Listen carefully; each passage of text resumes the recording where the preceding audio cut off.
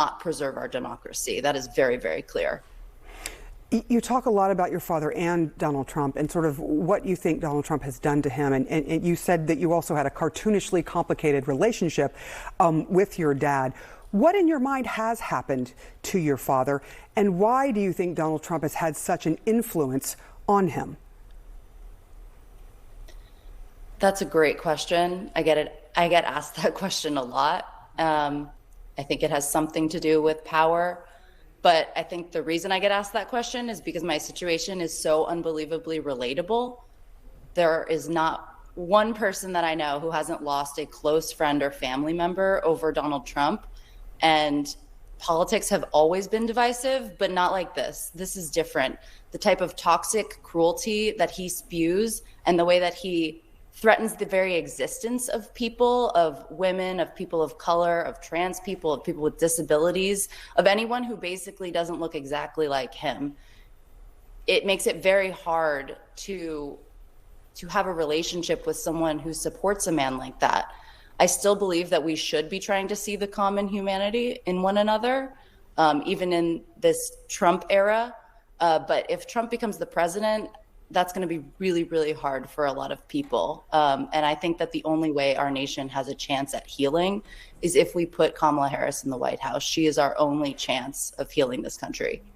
You're really passionate about this, and you wrote very passionately and expressed how hard it was, and some of the things that happened between you and your father. Can you give me some sense of what the conversations have been? Because this is something that you, as you said, there are lots of families that are in the middle of these very divisive politics.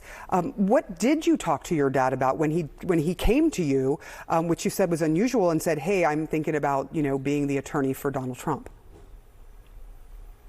Yeah, that was a really painful night because actually he had recently started the process of getting a divorce, which allowed us to have more connection than we typically had over the past 10 years. So when that happened, I just knew that our opportunities to connect would become less and less if he made this choice and if he went down this path further.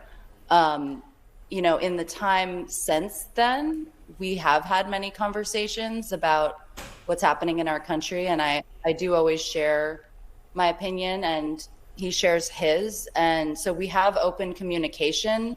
But as time has gone on and as, things have gotten worse and worse, I do bring it up less and less because I see that it's not changing anything. And when I spend time with my dad, I want to connect with him, and that makes it very hard. And I think that's something a lot of Americans can relate to. And I think that is why we need a president who allows us to disagree without all of this hatred and anger. And I think that person who can bring all of us together under one umbrella is Kamala Harris. That is definitely not Trump.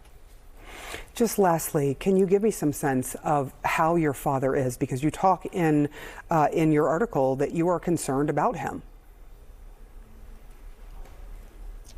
Yeah, I am. I think he's in a lot of pain, but he doesn't show it.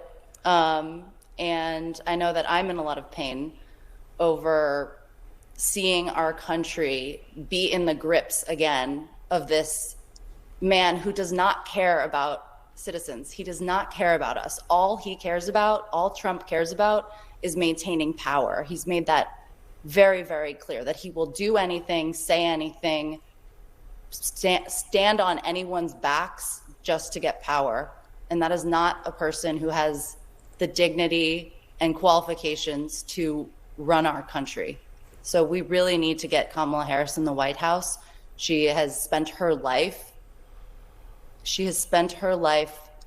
fighting for the people, and that is what she will do in the White House. Caroline Giuliani, thank you so much for coming on and talking us through this very powerful article that you wrote in Vanity Fair. I appreciate it.